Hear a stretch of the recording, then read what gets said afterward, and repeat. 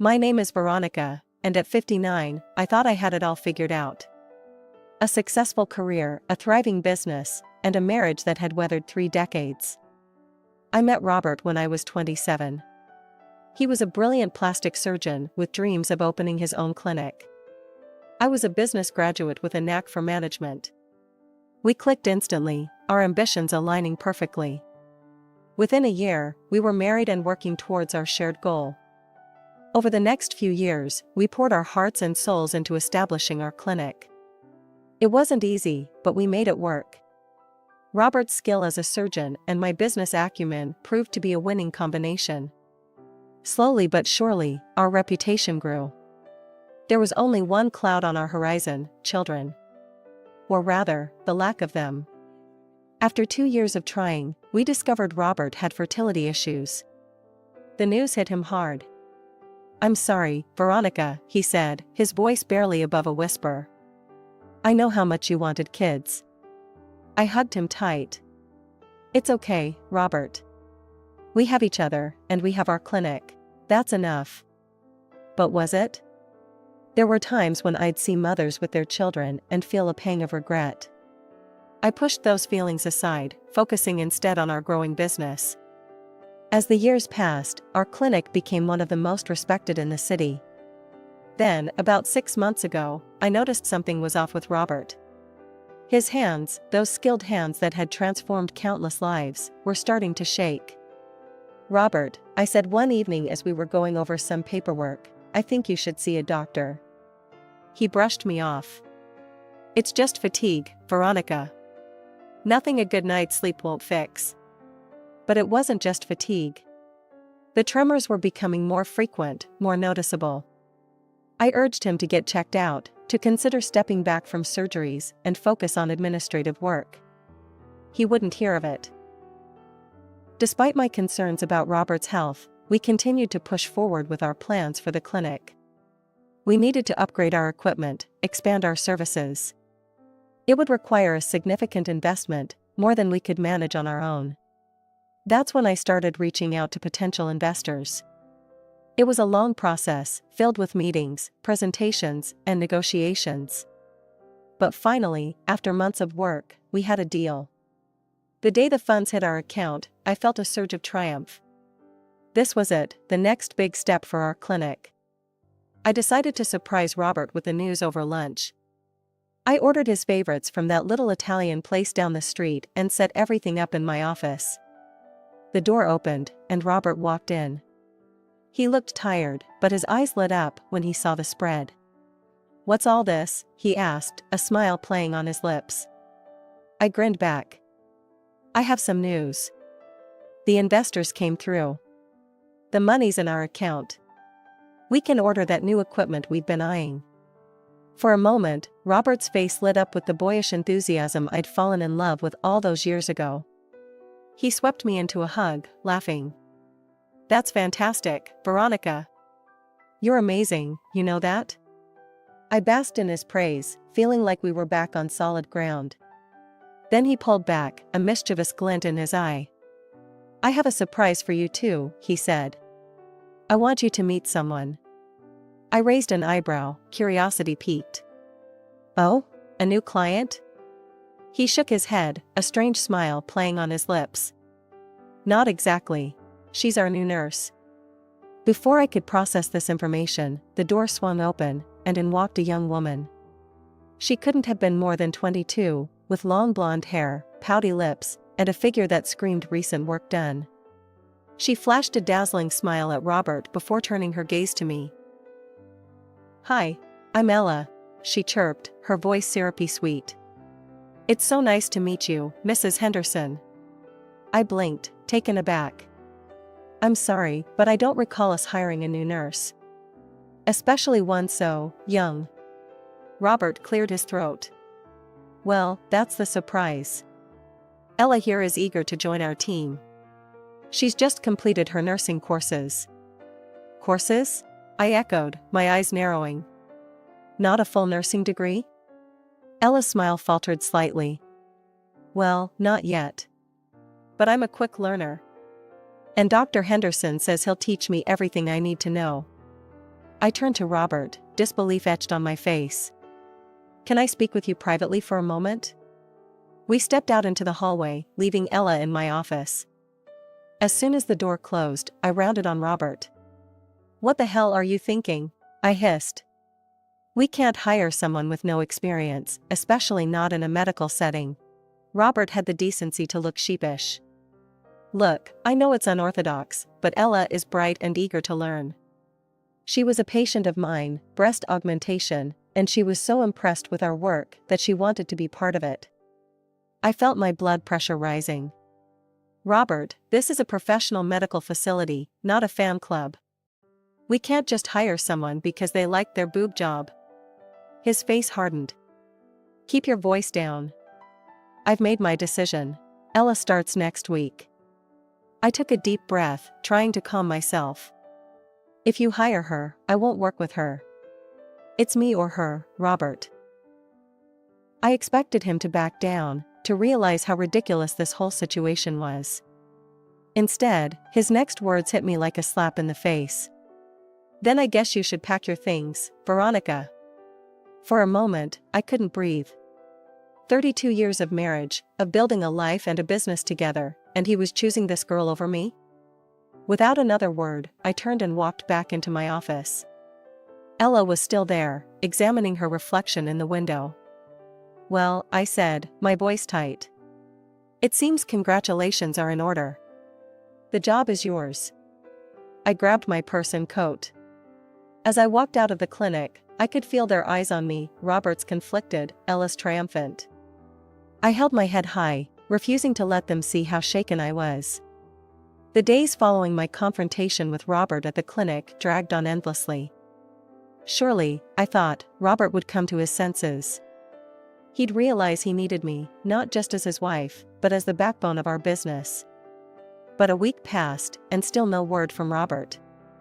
I was beginning to wonder if I should reach out again when my phone rang. It was Sarah, an old friend who frequented the same social circles as Robert and me. "Veronica? It's Sarah. I'm not sure how to say this, but do you know your husband is getting married?" The world seemed to tilt on its axis. "What? Sarah, what are you talking about?" Sarah's voice was hesitant, laden with discomfort. "I saw Robert yesterday. He was at Bella's bridal with a young woman. They were choosing a wedding dress." The conversation that followed was a blur. I thanked Sarah mechanically and hung up, my mind reeling. Without thinking, I grabbed my car keys and headed for the clinic. I marched straight to Robert's office, not bothering to knock. He looked up as I entered, a smug smile playing on his lips. "Veronica, I suppose we should discuss the details. Ella and I are getting married. She's pregnant." The words hit me like a physical blow. I sank into the chair opposite him, struggling to breathe. "Pregnant? But, how? You're..." "Not anymore, apparently," he said with a chuckle. "Ella's been giving me some special supplements. Seems they've done the trick." I stared at him, this stranger wearing my husband's face. In that moment, I realized that the man I'd loved for over 3 decades was gone. This person before me was someone else entirely. "I've had my lawyer draw up the divorce papers," Robert continued, sliding a folder across the desk. "I think you'll find the terms quite generous." Numbly, I opened the folder and scanned the documents. Despite the turmoil in my heart, my business mind kicked in, analyzing the terms. He was offering me our house, the apartment we rented out, substantial financial compensation, and alimony. In exchange, he would retain full ownership of the clinic and our other business assets. With a steady hand that belied my inner turmoil, I signed the papers. As I stood to leave, a final concern nagged at me. "Robert, your health. The tremors in your hands. You really should see a doctor. Maybe consider stepping back from surgeries for a while." He laughed, the sound grating on my nerves. "Oh, Veronica. Always the worrier. I'm fine. I feel young again, successful. Unlike some of us who are clearly ready for retirement." The days following the divorce settlement stretched out before me like an endless, empty road. For the first time in decades, I found myself without purpose, without a job to pour my energy into. The silence of my house was deafening. Initially, I tried to fill the void by visiting friends. But as I sat in their living rooms, nursing cups of tea that had long gone cold, I realized my mistake. These were our friends, mine and Robert's. Every conversation inevitably circled back to the upcoming wedding. I heard the bride's dress is being flown in from Paris. Can you imagine? One would say, voice hushed as if imparting a great secret. Then would come the sympathetic looks, the gentle pats on my hand.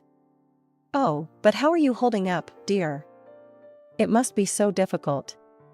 Their words, meant to comfort, felt like sandpaper against my raw emotions. The pitying smiles, the understanding nods, it was all too much.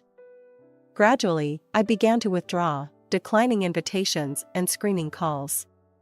Alone in the house that now felt too big for just me, I found myself wandering from room to room, touching familiar objects that now seemed to belong to another life. In the study, my eyes fell on an old easel tucked away in the corner, gathering dust. Painting. I used to love it, before the clinic consumed all my time and energy. On a whim, I pulled out the easel, found some old canvases and paints, and set up by the large bay window in the living room.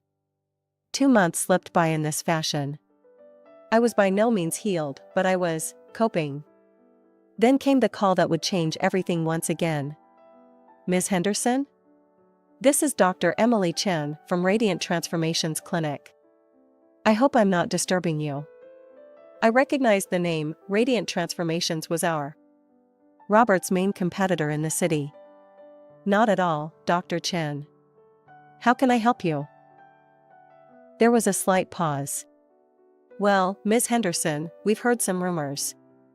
Is it true that you're no longer working at Henderson Plastic Surgery? And that you and Dr. Henderson have separated? I took a deep breath. Yes, that's correct. We're divorced, actually. I see. Dr. Chen's voice was carefully neutral. In that case, Ms. Henderson, I have a proposition for you. We've always admired your work in practice management.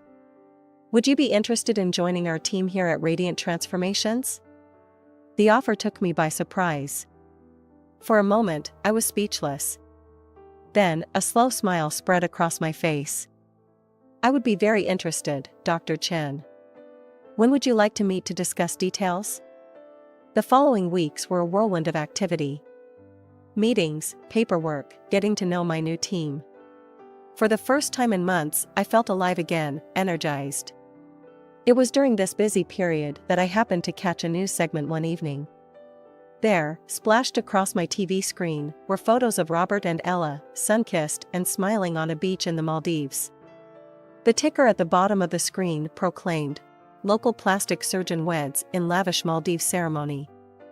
I expected the sight to hurt, to reopen wounds that had barely begun to heal. Instead, I felt nothing. No pain, no anger, not even resentment. Just a vague sense of pity for the man who had thrown away decades of partnership for a fleeting infatuation. A month had passed. Life at Radiant Transformations was going well, and I was finally starting to feel like myself again. Then, on an otherwise ordinary Tuesday afternoon, my phone rang. The number was unfamiliar. "Is this Veronica?" A young, slightly shrill voice came through the speaker. It took me a moment to place it. "Ella?"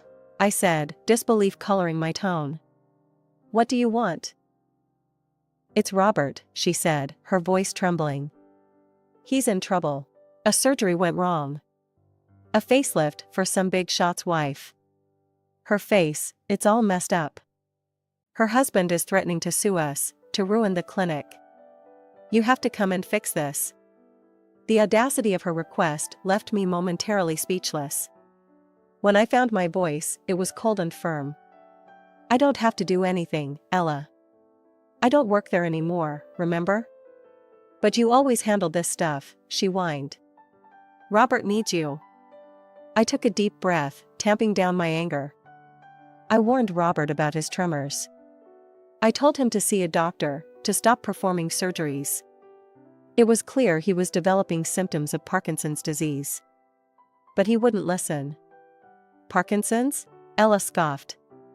Don't be ridiculous. You're just a jealous old woman who can't stand to see Robert happy and successful. The line went dead before I could respond.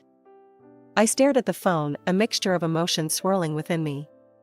Concern for the patient, anger at Ella's words, and a grim satisfaction at being proven right about Robert's condition. Shaking my head, I turned back to my work. Whatever mess Robert had gotten himself into, it wasn't my problem anymore. A week later, my phone rang again. This time, it was a number I recognized all too well. Veronica? Robert's voice sounded strained, desperate. I need your help. I remained silent, waiting for him to continue. It's the clinic reports, he said. I can't make sense of them. You've always handled this stuff. Could you come in and take a look? Part of me wanted to refuse outright, to tell him that his problems were no longer my concern.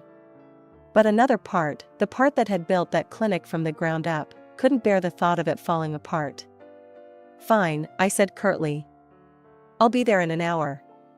Robert looked haggard, with dark circles under his eyes and a pallor to his skin that spoke of sleepless nights. But what caught my attention were his hands, trembling visibly as he shuffled papers on his desk. As I pored over the documents, a grim picture began to emerge. The clinic's finances were in disarray. But more alarmingly, there was a glaring discrepancy in the accounts. Robert, I said slowly, looking up at him. What happened to the money from the investors? The funds for the new equipment? He wouldn't meet my eyes. I had to use it for other things. Other things? I pressed, my voice hardening. Like your wedding? My divorce settlement? Robert's face crumpled. I thought I could make it back quickly. If I just did a few more high-profile surgeries. Like the one that went wrong? I said, the pieces falling into place. Robert, this is serious. This is misuse of funds. The investors could sue you for this. I know, he exploded, his trembling hands sending papers flying. And now with this botched surgery. Veronica, I'm ruined. They're going to take everything. As I stood there, reports in hand, the office door swung open. Ella sauntered in, her face a mask of haughty disdain that faltered slightly when she saw me. My eyes instinctively dropped to her midsection, and I frowned. Weren't you supposed to be pregnant? I asked, unable to keep the skepticism from my voice. You're not showing at all for someone who should be, 4 months along now. Ella's cheeks flushed, and she unconsciously placed a hand over her flat stomach. It's just not visible yet, she stammered unconvincingly. Ignoring her weak excuse, I turned to Robert. What exactly were those fertility treatments you mentioned? The ones that miraculously cured your infertility? Robert, looking increasingly uncomfortable, gestured vaguely towards Ella. She's been giving them to me. Some kind of herbal supplement, I think. I raised an eyebrow at Ella. Well, care to enlighten us? Reluctantly, Ella reached into her designer purse and pulled out a small pill bottle. She handed it to me, avoiding eye contact. As soon as I read the label, I couldn't help but laugh. Robert, I said, shaking my head, these aren't fertility drugs. They're just run-of-the-mill erectile dysfunction pills. They don't have any effect on actual fertility.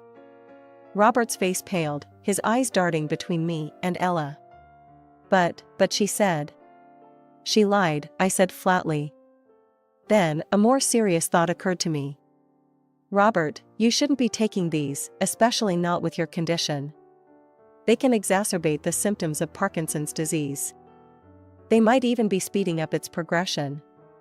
The color drained from Robert's face as the implications of my words sank in. He opened his mouth, likely to berate Ella, when his phone rang. The caller ID showed it was his lawyer.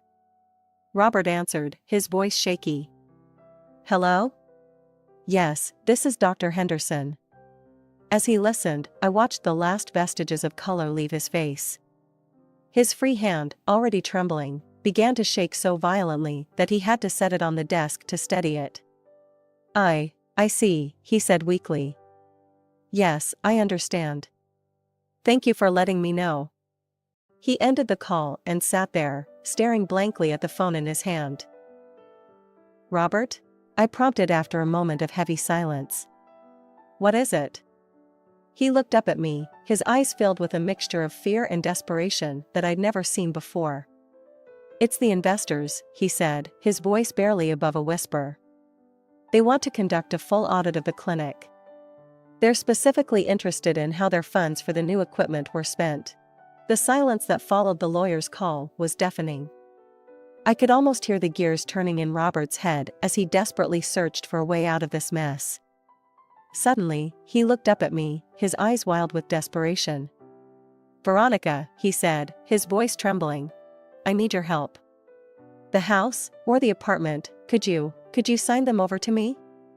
I could sell them, pay back the investors, and save the clinic. I stared at him, incredulous. Are you serious, Robert?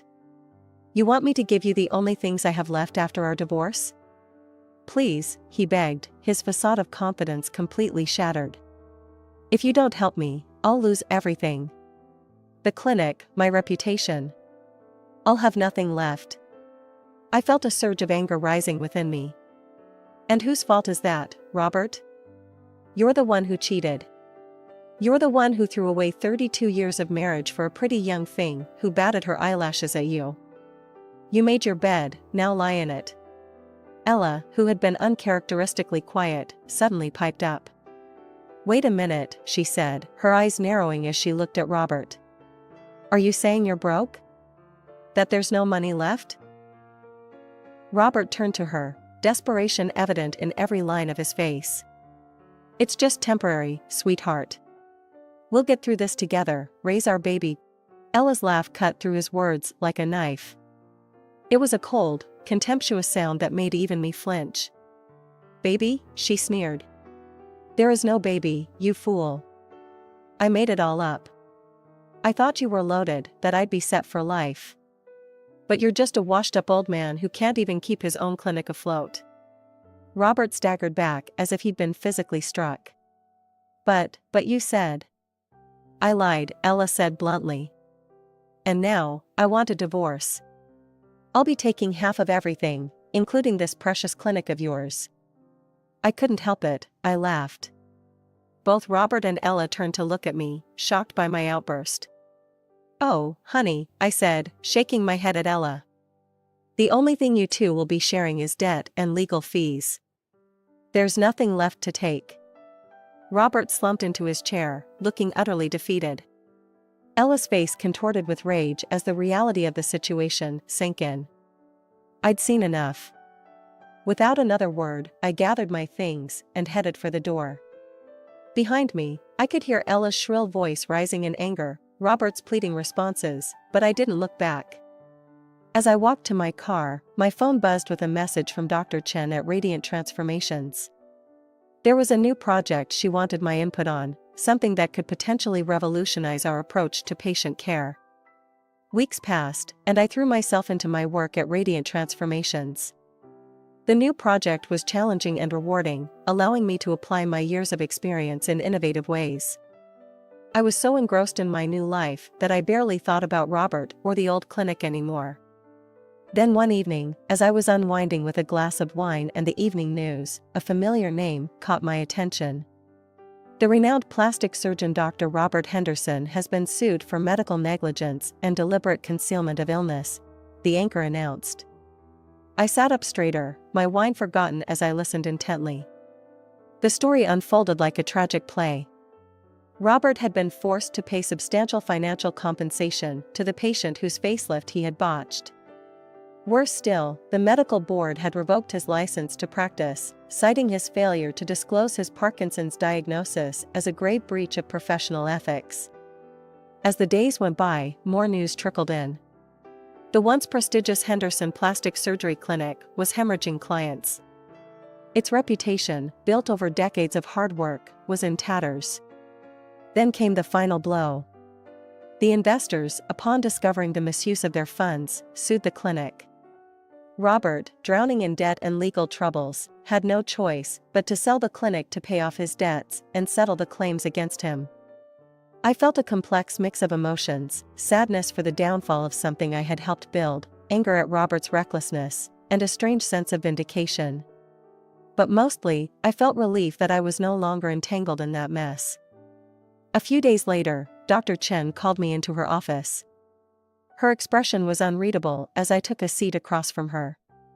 "Veronica," she began, "I have some news that might interest you. Radiant Transformations has just acquired a new property." I raised an eyebrow, curious. "Oh?" She smiled. "We've purchased the Henderson Plastic Surgery Clinic." For a moment, I was speechless. Of all the potential buyers, I never imagined it would be Radiant Transformations. "I see," I managed to say. "That's unexpected." Dr. Chen leaned forward, her eyes twinkling. "Here's the thing, Veronica. We need someone to manage this new acquisition. Someone who knows the ins and outs of the place, who can turn it around and restore its reputation. Someone like you." I blinked, taken aback. "Me? But You built that clinic from the ground up," Dr. Chen said softly. "Who better to breathe new life into it?" As her words sank in, I felt a surge of emotions. Fear, excitement, nostalgia, determination, they all swirled within me. But above all, I felt a sense of coming full circle. "I'd be honored," I heard myself say. The next few weeks were a whirlwind of activity. Walking back into the clinic that had been my second home for so many years was surreal. There were new challenges, of course: rebuilding the clinic's reputation, reassuring old clients, and integrating with Radiant Transformation systems. But with each passing day, I felt more and more in my element. One evening, as I was locking up the clinic, I paused to look at the new sign above the door. "Radiant Transformations at Henderson," it read. A perfect blend of old and new, just like me. As I drove home, I couldn't help but marvel at the twists and turns my life had taken. A year ago, I had been cast aside, feeling lost and betrayed. Now, I was back where I belonged, stronger and wiser for the experience. My phone buzzed with a message from a friend, inviting me to join a group for a painting class over the weekend. I smiled, realizing I now had the time and freedom to pursue such pleasures. Life wasn't perfect, but it was good. I was happy, truly happy, for the first time in a long while. As I pulled into my driveway, I felt a deep sense of contentment wash over me.